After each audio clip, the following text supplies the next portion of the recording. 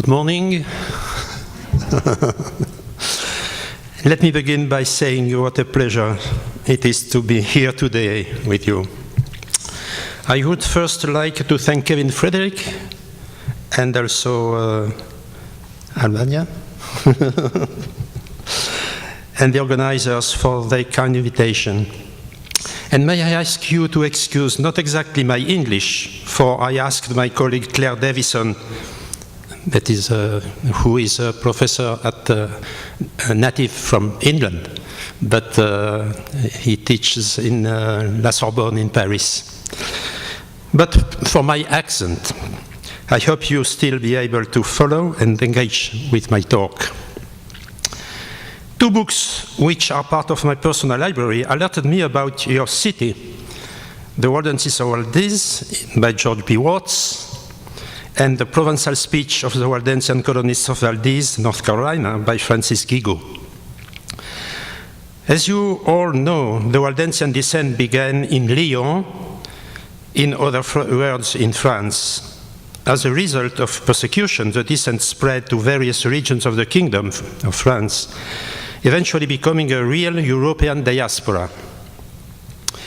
Given my field of scholarship, I always focus on France in the 15th and 16th centuries, a time span that exactly amounts to a century from roughly 1450 to 5050.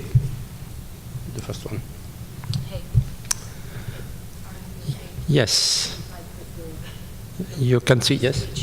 Are you okay if I put the speech in the screen entire time so they can read it? Oh, yes, okay. You can see not only the Valdese, your city, but also the diaspora in Waldensian diaspora in Europe. The second. And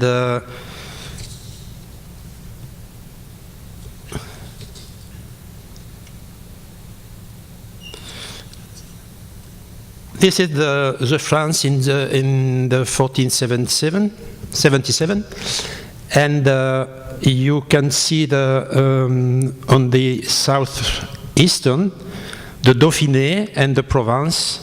That is the focus of my speech. The Waldensians in France. By the mid-15th century, the Waldensian community in France had lost ground. They appear to have vanished in Lyon, in the southwest, and in Marseille. Testimonies left by two of their preachers, however, suggest a more subtle situation. Martin and Peter were on trial in 1492 in Hux, an alpine village in what was then the Dauphiné. Their statements reveal that they had traveled hundreds of kilometers, of miles, visiting members of the community in areas in eastern France, from Nice to Lyon and Chambéry, via Aix-en-Provence and the Auvergne. Nor would their visits appear to be to individual family groups dispersed here and there.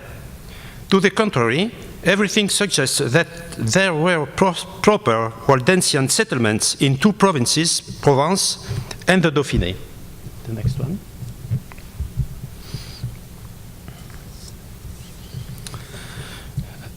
It's worth noting that these were both frontier regions. Provence bordered the papal territories, the Comtat Venaissin, and Dauphiné bordered by the Duchy of Savoy. And at first in the Dauphiné. It detailed the study of the Piedmont in the 14th century. My Italian colleague Grado Merlo first brought to light the widespread communities of Waldensians on the eastern slopes of the Alps in this era. Despite persecution from religious and state authorities alike, and this includes the Inquisition, the Waldensians were still there in the 15th century. What makes this area of the Alps something of an exception is the fact that for many decades, until 1559, it had been divided between the Kingdom of France and the Duke of Savoy. The Valley of Flagellato belonged to the Dauphiné, and therefore to the King of France, while the Lucerne and Saint-Martin valleys belonged to the Duke of Savoy.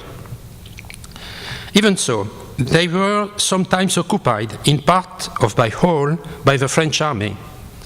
The actual frontier varied from one victory and one defeat to another.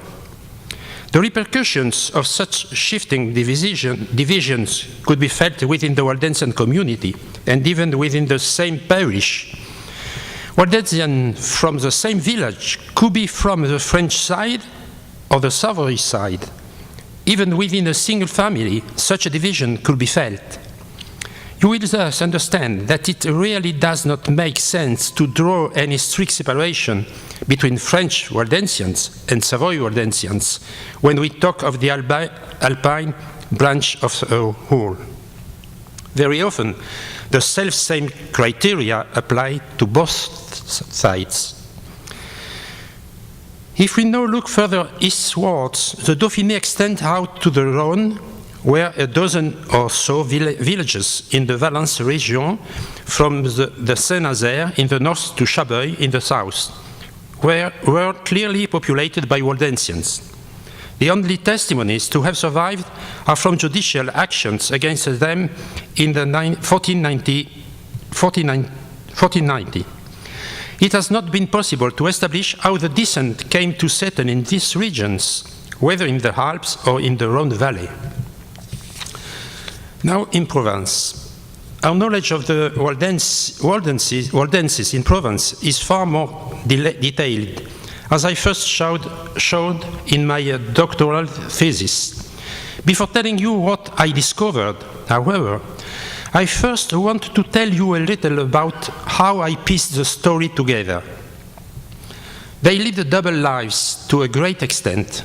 On the surface of things, they behaved like their non-Waldensian fellows, except for a few key differences which mark them out. If we go by what the provincial archives say, there is no mention of their prisons and there are no recorded persecutions. In fact, the implication is that there never were any Waldensians in Provence. The first question to ask is, how are we to recognize the Waldenses? After all, once persecution set in, the Waldensians make haste to dissimulate their religious descent. This is what led me to explore other sources, lawyers' deeds. Here too, I need to underline a couple of major features in this domain. First of all, the figure and role of the lawyer and the notary's office was a major feature of the south of France, pointing to their Roman origins, which includes the Roman law. All the cities has such notarial offices. What's more, there was at least one lawyer in every village. If there were so many lawyers, then there was a call for them. In fact, even in rural communities, including the very poorest areas, verbal agreements were often deemed insufficient, and population turned to lawyers to establish written proof of their transactions. The bulk of this document has been preserved to this day. If the dossiers were to be lined up, this for the city of Nîmes would be more than 3 kilometers. Those for both Aix and Marseille would measure almost 4 kilometers. And in Avignon, the row would be more than 7 kilometers in length. Like all their fellow citizens, the Waldensians turned to their lawyers to establish written deeds, and this is where we can still find those vital traces of their lives. Even once we have settled the question of legal deeds, we still need to tackle the question of how the Waldenses might be distinguished from all their fellows. After all, more than half of these deeds, the daily sort, dealt with things like debts, proofs of purchase, rentals, and other commercial transactions, where no distinguishing signs can be perceived. If we turn to marriage contracts and the last wills and testament, however, how inquiry becomes more fruitful. for this contained clauses reflecting religious as well as societal practices.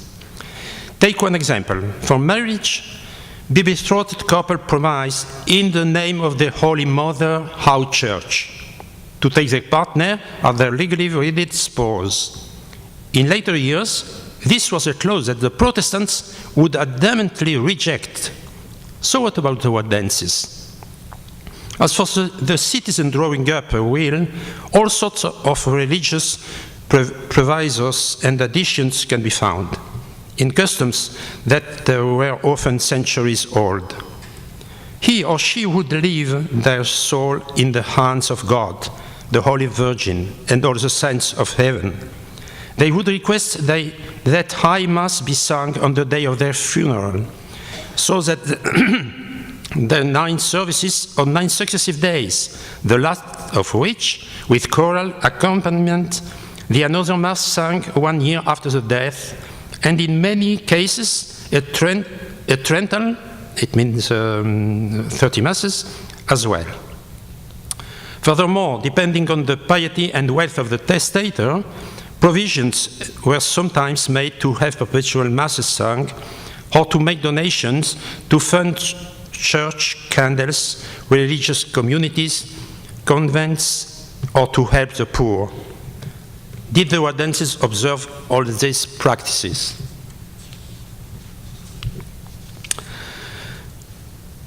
And now, this is the Luberon.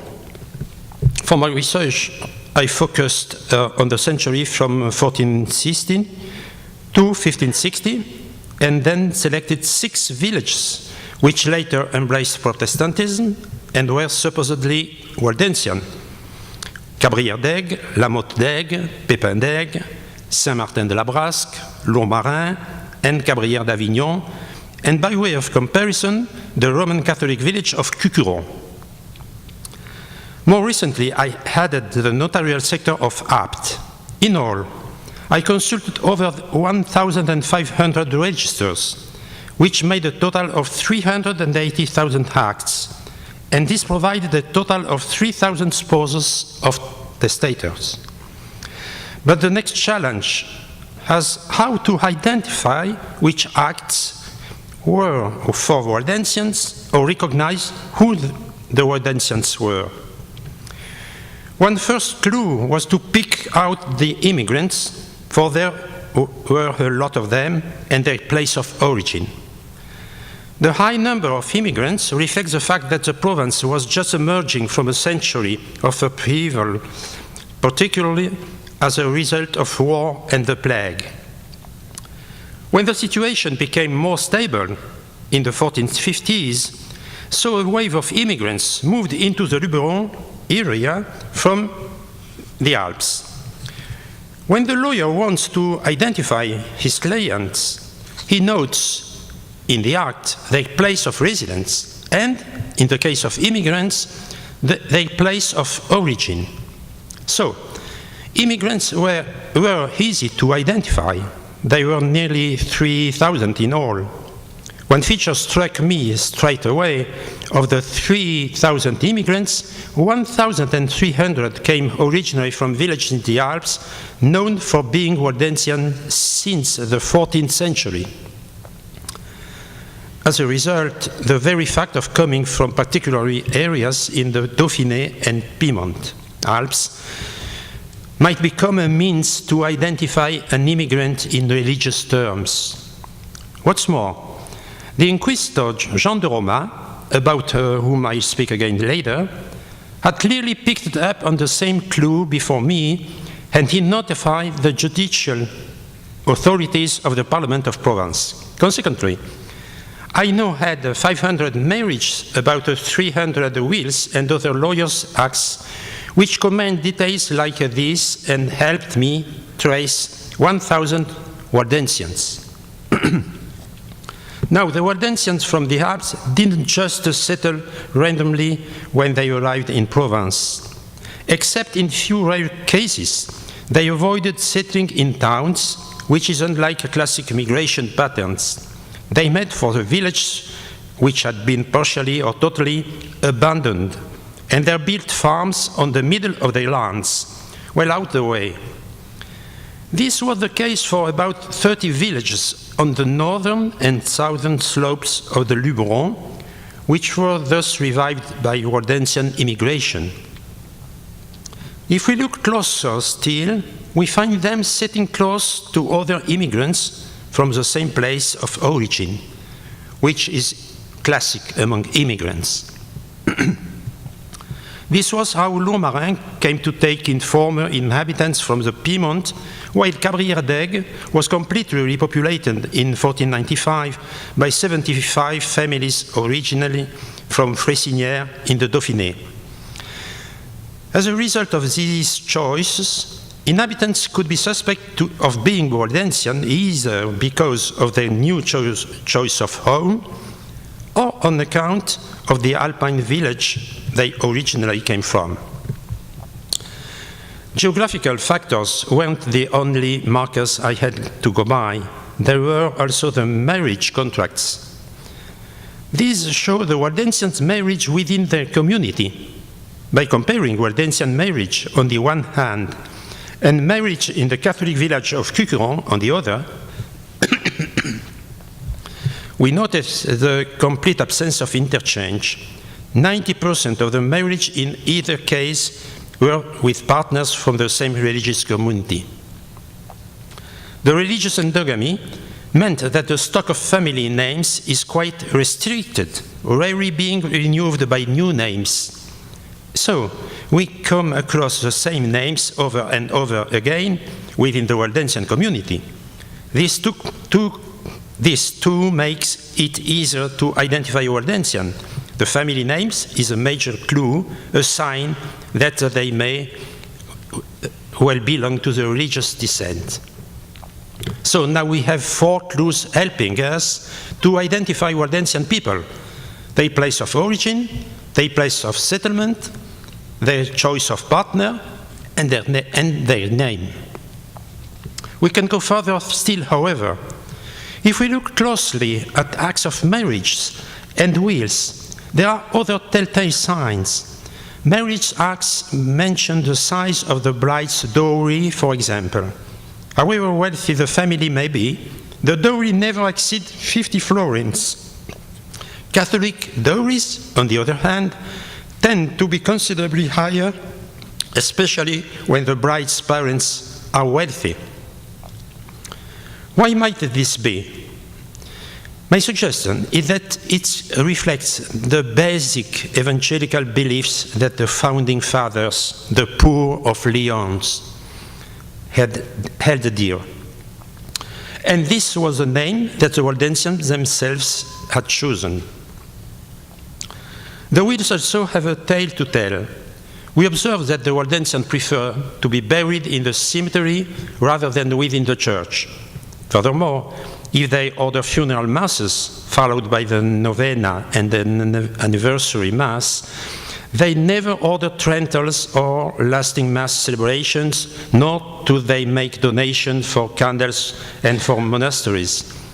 So there is a clear cut-off line. The Waldensians observe certain common religious practices so as to avoid hostility, but there are limits to how far they will compromise and conform. A reluctance to observe certain practices therefore becomes another way of possibly identifying them.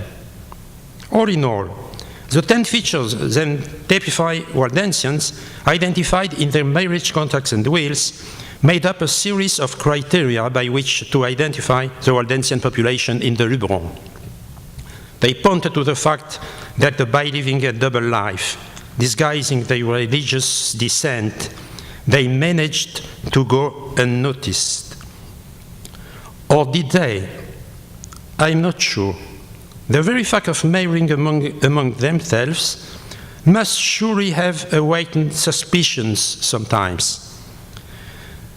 Things like this get noticed, but by keeping a low profile, they enable those around them to overlook them to a great extent. This art of dissimulation allowed them to live in peace for 2 or 3 generations.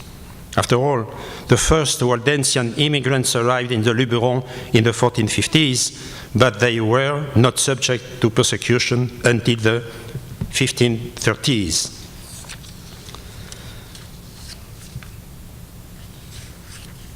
Waldensians managed, as we have seen, to keep up appearances and avoid detection.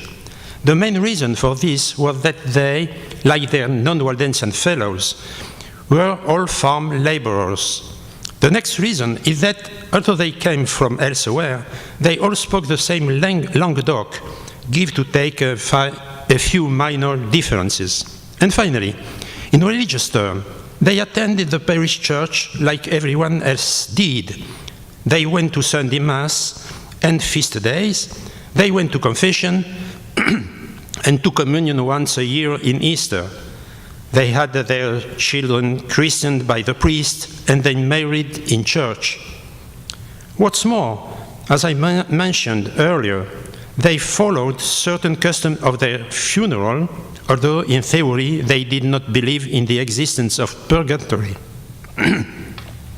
And of course, there are lots of documents to prove that they paid their tithe, called the dîme in France, meaning 1/10, and paid for religious ceremonies. We should also mention that, unlike the early Waldensians, they took vows and oaths like anyone else. Again, judicial sources and lawyers' records show this. Bearing this in mind, is it not unreasonable to ask what actually made them Waldensians? Despite surface appearances, the Waldensians maintained a variety of practices which kept secret and safe within the community, and this is what ensured unity throughout the descent. For example, they had visits from their preachers, the barbs, at night. The barbs were from the Waldensian community, but they received special training over a period of years, studying the theory and practices of their descent, learning books of the New Testament, especially Matthew and John, by heart in Languedoc, and learning to read and preach. When they finished their training, they were received as barbs, and then, like monks, they took their vows of poverty, chastity, and obedience. They then took a new Christian name by which they were henceforth known. They were sent out on their missions, 2 by 2, one elder, the other one younger, into areas where their fellows lived, taking with them their little books of pious beliefs which they used when they preached to the families by night and heard the confession of their members who gave them alms in return. Once a year, the barbs gathered from a synod with their 4 governors who, in 1532, were the barbs Louis, Etienne, Daniel, and Luc. They brought along the money they had gathered on their way and shared it among the poor and among themselves as funds for the next mission. They also spoke about the journeys they had just completed and were told where they would be heading next. Preaching was the barb's first duty. Along with poverty, it had formed the very basis of the first Waldensian community. As time went by, the preacher's mission shifted from the collective responsibility of the Waldensians to the specific role of the barbs. The 2 barbs arrived by night in a household where the family who belonged to the community and their fellow neighbors and gathered together. They shared a meal and rested before reading from the little handbook they carried with them and preaching. About 200 of these handwritten books are conserved to this day in the Library of Geneva, Cambridge, and Dublin. They consist essentially in books from the Bible, treatises, and sermons, almost always written in Languedoc. These give a very reliable indication of the Waldensian mindset. The overall themes are of patience in the face of adversity, an awareness of sin, the need for penitence and repentance to gain forgiveness and salvation in the world hereafter. Beyond these elements, we know little about the private home lives and religious lives of the Waldensians. They express a certain uneasy in terms of the clergy and traditional church hierarchy sometimes, and the reluctance to follow the cult of saints. And here and then and there, their statements imply a very minimalistic approach to taking communion. But these are random testimonies, and there are not many of them. And now the persecution. Despite these double lives and constant dissimulation, the Waldenses could not escape a persecution. We need to distinguish at this point between two French provinces where the Waldenses had settled. In the Dauphiné, persecution had been almost uninterrupted throughout the 14th century, urged on by the Avignon papacy and backed by the archbishops of Embrun. This can explain the existence of quite a dense Waldensian settlement in these years in several villages in Lower Dauphiné, in the Romance region, near Valence, and especially in Upper Dauphiné, the valleys of Fresinière, Valouise, L'Argentière, on what is now the French side, and the Plagellate side, now in Italy, close to two other Waldensian valleys in the Piedmont. When the papacy relocated to Rome, judicial proceedings were transferred back to the local authorities. The alliance between the inquisitors, who were Franciscans in this region, and the Archbishopric of Embrun remained as firm and just as efficient. This close collaboration went on from the late 1450s until the 1490s. The King of France, Louis XI, twice intervened in person against the inquisitors and in favor of the Waldensians. This proved, however, a short respite. Trials, condemnations, and confiscation continued unabated, prompted population to flee towards Provence or Piedmont. The Waldensians sent the king another plea for help in 1483, but he died that same year, and repression returned with a vengeance. In April 1487, the Pope appointed Albert Cataneo, the inquisitor in the Alpine diocese, charged with stamping out the poor of Lyon or Waldenses. Cataneo ran up against opposition from the local authorities, but was solidly backed by the Archbishop of Embrun and the Parliament of Grenoble. This led to a real crusade against the Waldensians in the Dauphiné and the Diocese of Turin and Embrun in 1487-88. The Inquisitor summoned 328 heads of household in the Clusson Valley and 625 people from Fresinière, Valouise, and L'Argentière, making a total of nearly 1,000. Most refused the summons. Soldiers were sent to track down those who had taken refuge in mountain caverns and ended up killing about 100 of them. The others surrendered and were taken to Embrun for questioning. The Inquisitor absolved 80 after they had vowed to renounce their faith. The most determined were condemned and executed. The valleys, as a result, were ruined and depopulated. The new state of affairs was summed up when the new investigation began in 1507. After inhabitants had complained to the king, 160 people had been killed, either legally or arbitrarily. The goods of those condemned had been seized and sold by auction. which mostly benefited the local landowners. A large number of survivors had opted for exile in the Piedmont region or Provence, or Apulia and Calabria in the south of Italy. After official complaints registered by the Waldensians in 1490, King Louis XII finally rehabilitated the Waldensian communities and ordered their goods to be returned to them. From then on, in the Dauphiné, they were never as severely troubled and persecuted as they had been during that crusade, even if tension did flare up again. Things were very different in Provence. As evoked earlier, archives' legal documents enable us to trace the first Waldensians who settled in Provence from the 1450s to 1460s. These show that they were all immigrants from the Waldensian settlements in the Dauphiné and Piedmont. Police and judicial records show they were left in peace. No one was denounced or persecuted as a heretic.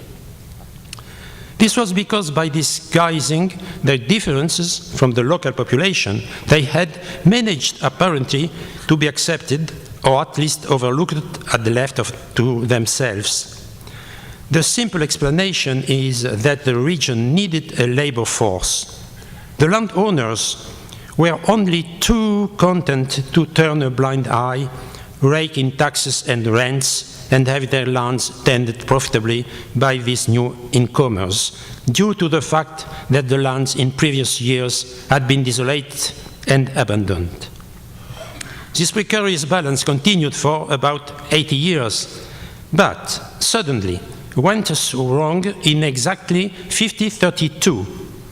So why was this? The sudden about turn in facts and change of events was due to a number of factors coinciding. We can trace things back to King François I. He was worried that the Lutheran Reformation after 1520 and the peasant uprising in 1525 in the German Empire would affect his kingdom. So he wrote to the bishops of France, asking them to investigate possible detractors of the faith in their diocese. His letter sent to the Archbishop of Aix-en-Provence on 31st of July 1531 has survived. The prelate was very late responding, but in 1541 he reported back on the investigations which had begun in 1532, having discovered not just a few offenders, but a whole well-organized community of heretics who had long been settled in the area. He listed the Luberon Waldensians who had been brought to abjure their ways. The Bishop of Apt, meanwhile, appointed the Dominican Jean de Roma as inquisitor in his diocese. He was a figure who took his mission seriously, doing far more than he was asked, and dispensing with the rules he was supposed to respect. He even tracked down Waldenses living outside his own jurisdiction. It took him only years to charge 184 people with heresy and to torture 4, as he admitted willingly. Several were burnt at the stake. One of those be rounded up and took to trial was Pierre Griot, a young man still training as a barb. He was put to the question 8 times in November and December 1532, and his statements have been preserved. It is a particularly valuable testimony. Pierre Griot was on his way back from Piedmont and had attended the Champforan Synod. His account is the only one we have of that historic encounter when the Waldensians voted to adopt the Reformation. As for Jean de Roma's mission, it was suspended by royal order as a result of irregularities, and the monk died in Avignon 1 year later. Civil and religious authorities had then combined to reveal the Waldensians in Provence. But how far could they go without help from the local population? After all, justice was powerless unless there were complaints and denunciations. Up until that point, no one had found anything wrong with the Waldensian presence in the region. Just like other immigrants, the Waldensians had aided the region's agricultural recovery and had fitted in well. In the 1520, 1530, however, the population reached record figures, and in rural society, where the only way to increase production was to work the land more, agricultural production could no longer keep up. The region was overpopulated. As a result, tension spread, and the local population supposedly discovered that there were heretics in their midst.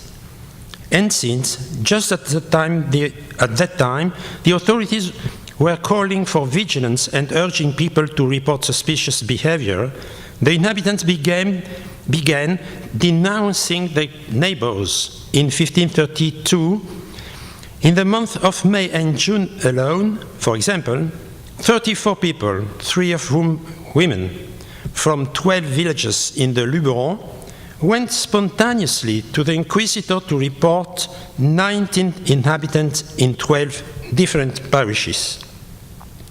This was enough to set the judicial machine rolling. Both the Inquisition and Crown were concerned. The proceedings led by Jean de Roma were undertaken in earnest, as we saw just now. There then ensued a few years of respite before repression started again in 1539, by which time the hunt for heretics had spread throughout the whole kingdom. The Parliament of Aix, in other words, Crown Justice, picked up the register that the Inquisitor had sent 60 years earlier. From that point on, trials of Waldensian and Lutheran hardly ceased. From 1532 until 1559, on the eve of the Wars of Religion in France, I managed to trace 2,100 people put on trial for heresy in Provence, 1,400, i.e. 66% of whom were Waldensian, the rest former Roman Catholics. The high point in all this was the case of Cabrières and Mirandol. A number of court summonses had been issued by the Parliament of Aix to inhabitants of Mirandol who refused to appear.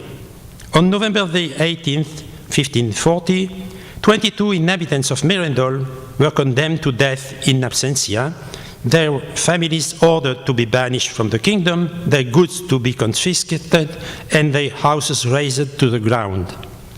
Mirandol was one of the villages that had been entirely Waldensian.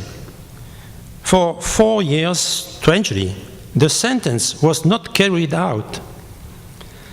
Then, in the winter 1544-45, the King of France and the Pope, who was the sovereign power in the papal lands of the Comte Venessin, where a lot of Waldenses had also settled, finally decided to set to action, launching a common mission. In April 1545, 2 armies, one sent by the Pope in the west, the other by the King in the east, began to close in on the southern slopes of the Luberon, killing, burning, and pillaging everything that stood in their way. The military expedition turned into carnage, with appalling scenes of wreckage, rape, and brutality. In Cabrières d'Avignon, for instance, a church in which women and children had taken refuge was burned down, while anyone who escaped was killed. In less than a week, the armies had hounded out the little groups of farm laborers. Most of them had escaped to the mountains. The outcome was devastating. All the spring crops had been destroyed. 11 villages had been burnt and wrecked. About 3,000 people had been killed, 600 men condemned to the galley ships, and I trace 36 in the lawyers' register in Marseille. Widows were left destitute, the population was starving, children were sold by soldiers, and those who escaped went into exile. I traced a little group of them in Calvin, Geneva, in May 1555. The outrage had international repercussions, being discussed even at the Council of Trent, which was sitting at the time. Provence was left truly traumatized. A semblance of a judgment was pronounced in 1551. One scapegoat found guilty of falsifying data. Those truly responsible were highly placed and therefore never held to account. Nothing, in other words, had been settled locally. Official complaint and inquiries continued. This tense state of affairs was felt even between victims' families and those who had stood by more passively when the repression was taking place. Gradually, however, a certain working balance returned in daily life. From the 1560s, civil wars between Catholic and Protestant, referred to as the Wars of Religion, broke out in waves across Provence as they did throughout the rest of the kingdom.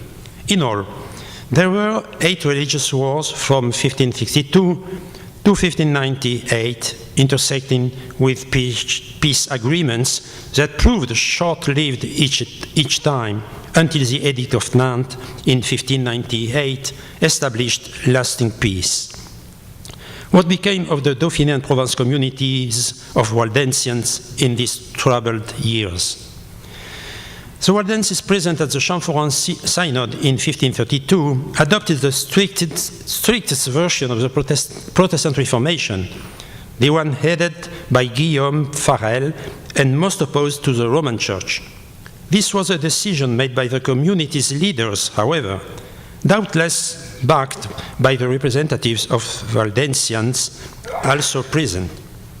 We know that in the long run, these Waldensian communities adopted a faith along Calvinist lines, defined as a synod and presbytery-based church. But how long did the population at large take before really taking up the new tenets and observances that were often at odds with their tradition and religious sensibility? To answer this question, we first need to take stock of what the conversion to Protestantism entailed. The first indication is that at Champforan, it was decided that a new version of the Bible should be printed, translated from the Hebrew and Greek, in preference to the recently complete version by Lefebvre d'Etaples, translated from the Latin Vulgate. The costs of printing were to be met by the Waldensians.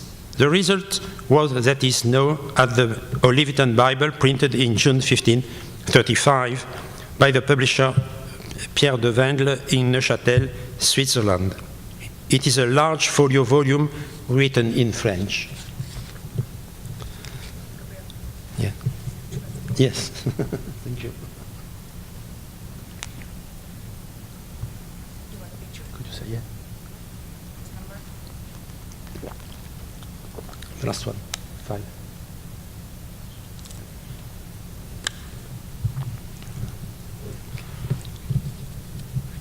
This is the first page of the Bible, the Olivetan Bible. This may come as a surprise. So far the Waldensian Barbs had used the manuscript. Now for the first time they were adopting the printing press. Their books had always been small pocket-sized volumes, easy to carry with them.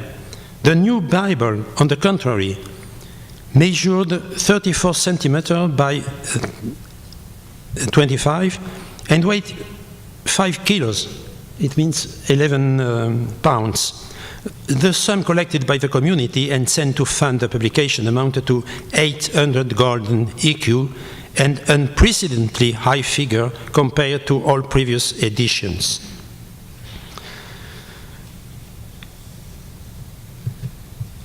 At the heart of changes implemented at the Champhorien Synod was a commitment to a belief in predestination and salvation by faith alone, the very base of the Reformation, like you know, I suppose. Good deeds and works had no role to play in salvation. From this point on, many of the decisions reached at Champhorien went against the grain, in concrete terms, of the Waldensian traditions, and caused upheaval in the community. The conclusion put an end to the barbs, for example.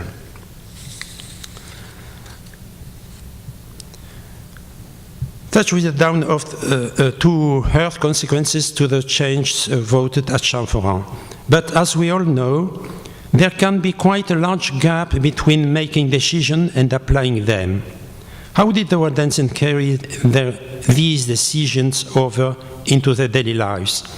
As we saw earlier, legal acts drawn up by the Waldensians weren't necessarily identical to those drawn up by their contemporaries, even if they included a number of similar mentions, such as to be buried before our Holy Mother, the Church, or in wills prior to the Virgin Mary, etc.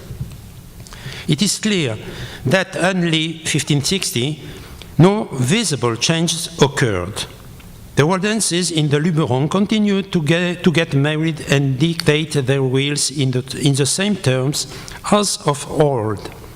If these were the only source documents we had to go by, then nothing would lead us to suppose that they had become Protestant. At this point, the results are striking.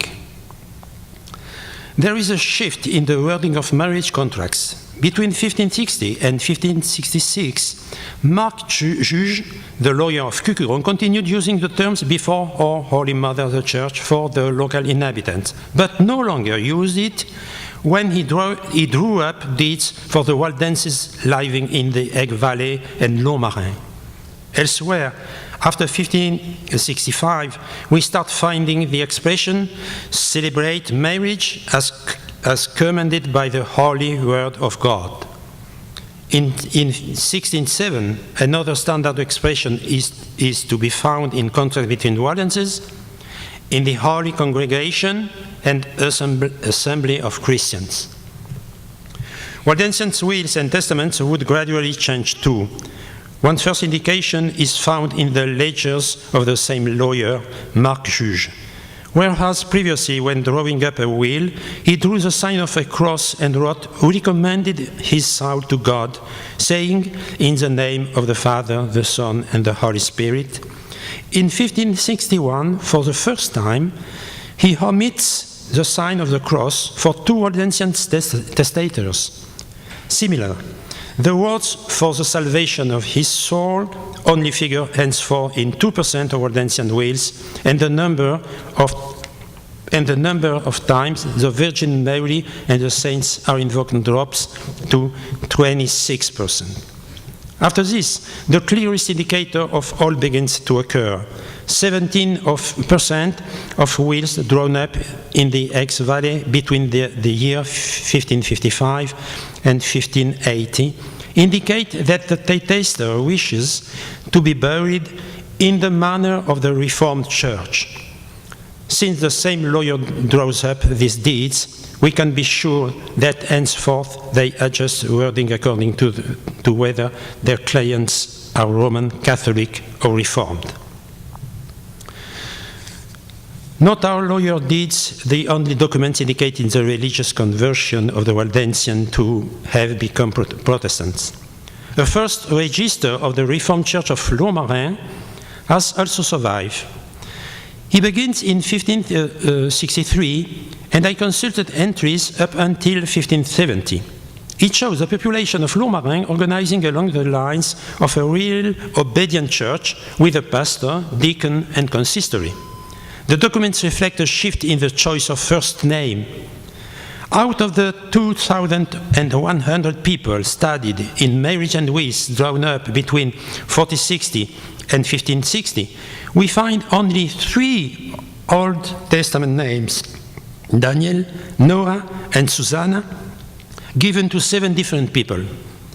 On the other hand, in the baptism registers in Lomarin, there is a spectacular rise in biblical names. 27 of boys and girls, and so forth, the most frequently recurring being Daniel and Isaac for boys, and Susanna and Judith for girls, bearing in mind how symbolically important the choice of name for a child is for the whole family. This is a fair indication of how much mentalities has changed. Change is attitude and behavioral pattern like this after tangible proof of the overwhelming changes brought about by the decision made at Champforant in terms of the now Protestant Waldensian religious lives. We have no indication of how they reacted to the loss of their barbs and the arrival of pastors. One important fact, nevertheless, deserves to be underlined. The time lapse between the date when decisions were reached and the era when they were implemented. The Champforant Synod was in 1532. The first indication that habits were changing occurred after 1564 in lawyer deeds. This implied that it took the Waldensian a whole generation to adopt the changes voted in Champforant in their daily lives. My own research brought me to focus on marriage contracts in the Luberon from 1633 to 34. I drew up a cross-section comparing the Catholic villages of Cucuron, Cadonnet, and La Tour d'Aigle with Lomarin and Luberon, now Protestant. This involved some 200 lawyers' deeds. The contrast is striking. 99% of inhabitants in the 3 Catholic villages married people of the same faith. 92% of those in the now reformed villages did the same. There were 2 extreme cases. In Merendol, there were no Catholic marriages, and in Cucuron, no Protestant marriages. In other words, the intermarrying typical of the Waldensian era continued. There was one notable change, however. While previously the Waldenses had married between themselves, they now married other Protestants. They brought about a certain diversification in terms of social and geographical origins, frequently to be discerned in changing habits in terms of the naming of infants. All of this ultimately led to the reformists of Waldensian origin being totally integrated in the movement of French Protestantism. Are we then to conclude that the steamroll of Protestantism completely flattened out the Waldensian past in Provence and Dauphiné? Lingering signs can still be found, but they are no longer religious in nature. Family names indicating Waldensian origins within Protestant families remained linked to the era, and indeed can still be traced today, as they can in Piedmont regions where the first diaspora sought refuge, which include Valdese itself, names such as Berthelot, Combes, Gardiol, Malin, Paris, Pascal, and Rostand, for example.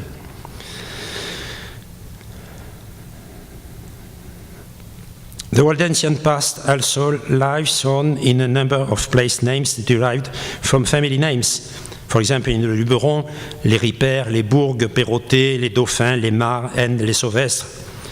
Above all, Waldensian origin lingered to this day in the form of a Protestant community well established in the countryside, whereas Protestants elsewhere in Provence tended to settle in towns. At last but not least, it would seem likely that a certain memory has been conserved and passed on within Protestant families on Waldensian origins. Yet, there are few discernible traces of this. That memory had been relinked, however, since the 1970s, when historians began this research and published studies of the Waldensians, and sparked a growing interest in the field. And I like to think that I played my part in this revival. Thank you very much.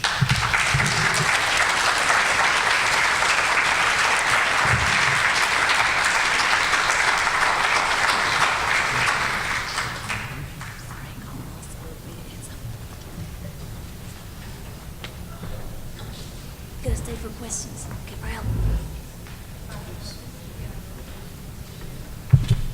Gonna stay for questions.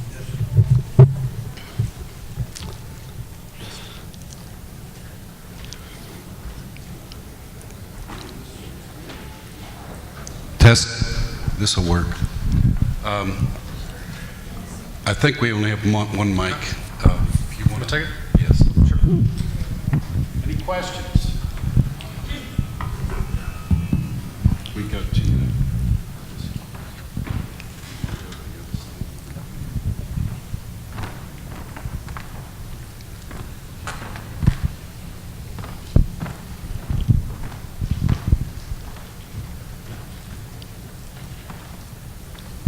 Gabriel, I was noting your comments on the Olivetan Bible, and wanted to ask you, in regards to that, the fact that it was 11 pounds made it a very difficult Bible to transport and to use. And one of the things I remember reading about that is that although there were 900 copies that were made,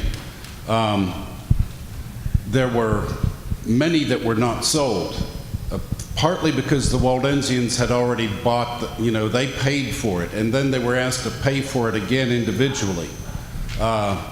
And so do you want to comment on why the Olivetan Bible was if you will, a publishing failure in that regard? Because I read that 50 years later there were still hundreds of copies left that remained unsold.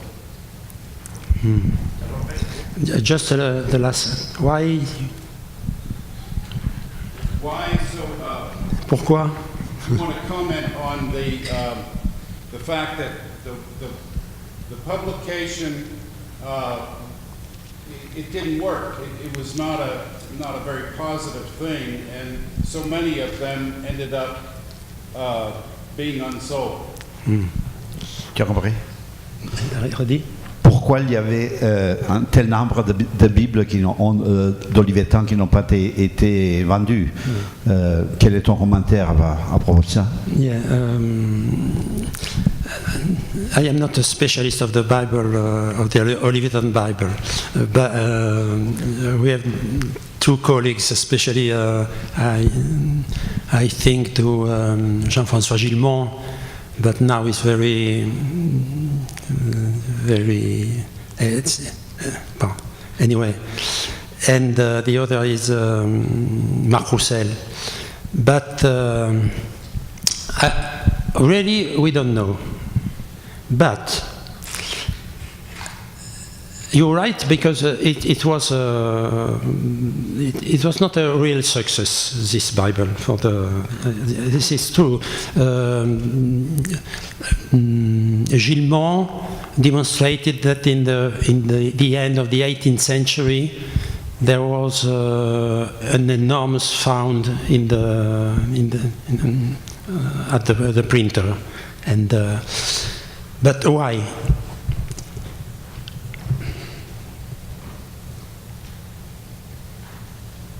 But it was the first. This Bible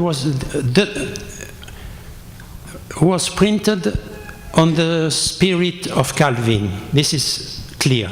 The traduction is absolutely clear. For example, when the Latin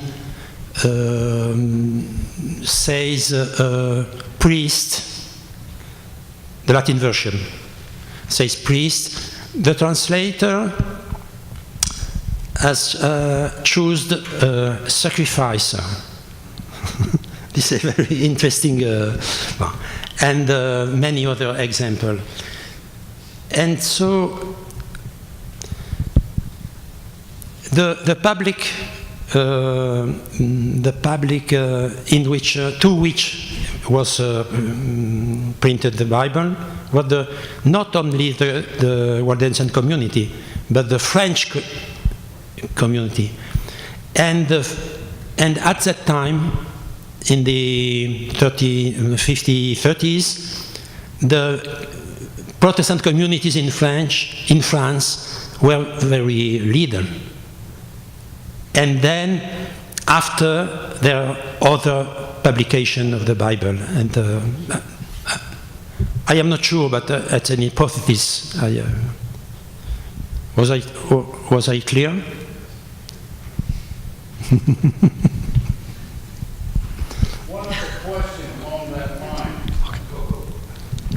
One other question along that line is the recognition that around 1560, 1570s, there were at one point 50 Huguenot churches in France, and within 2 years it went from around 50 to 2,000. Is there an indication, can you help us with an understanding of why this massive explosion of Protestant churches in France in a 2 or 3 year period of time? Oui, oui. Oui. Non, non. Ah non, sa question était simplement celle-ci, de savoir comment est-ce que dans un nombre d'années très petit, les églises protestantes huguenotes ont augmenté tellement en France. Oui. Bon, there were many studies about that in France, but generally speaking, it was the attraction of the Lutheran ideas, and then more again the Calvin's ideas.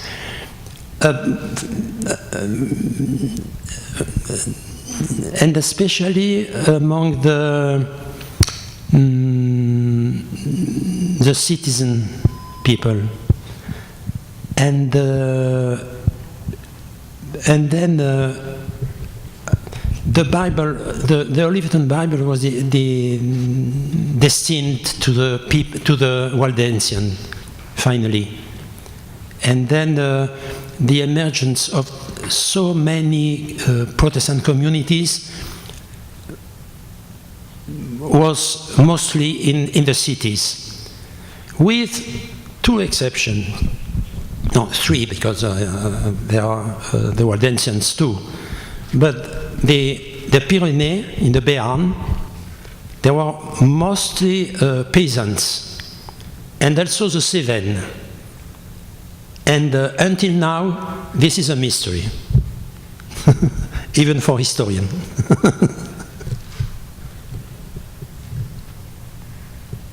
Any other questions? Yes, Eric.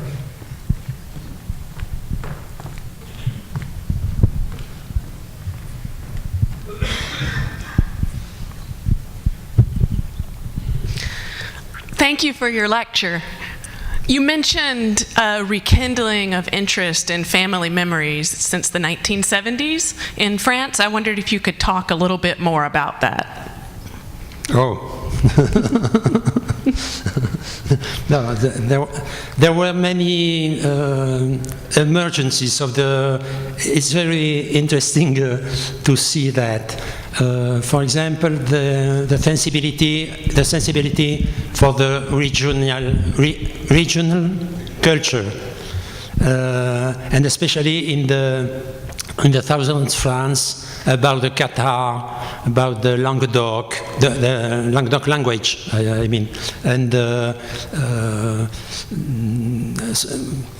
many people now choose their ancestors. You understand? Yeah. Okay. And this is a revival, a general revival about all this, in the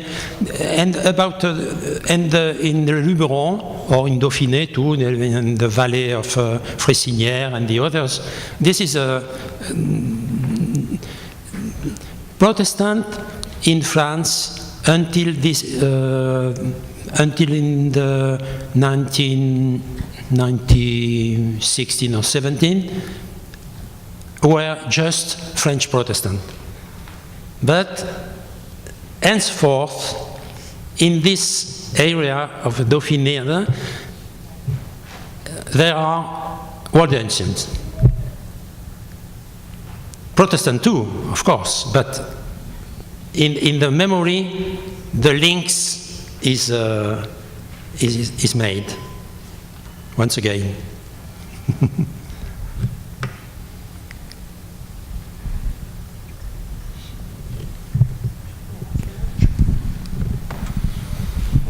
Thank you. The other question I wanted to ask you had to do with your research. I was fascinated by your description of your methodology in dealing with the primary sources. I wondered if you could talk a little bit more about what led you to your particular research questions. Oui, ma recherche, mais sur quoi?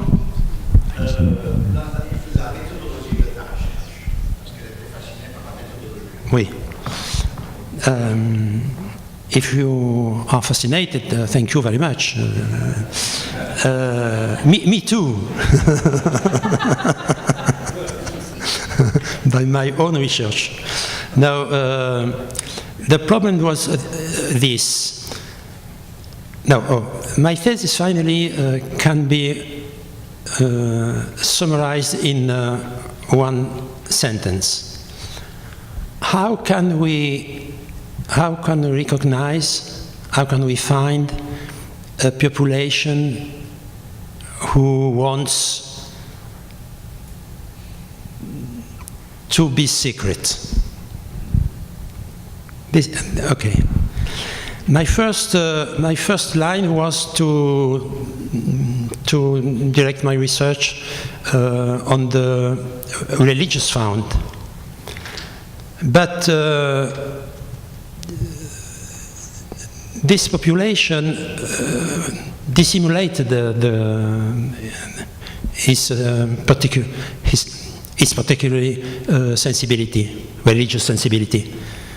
And then it's impossible to find anything. Well, I had this idea, maybe it's possible to find a religious particularity in other found than the religious founds. You understand? And with the notarial deeds, it was possible because it's very simple in reality. It's just the particularly the religious orientation has some traduction in daily life and not just in religious life.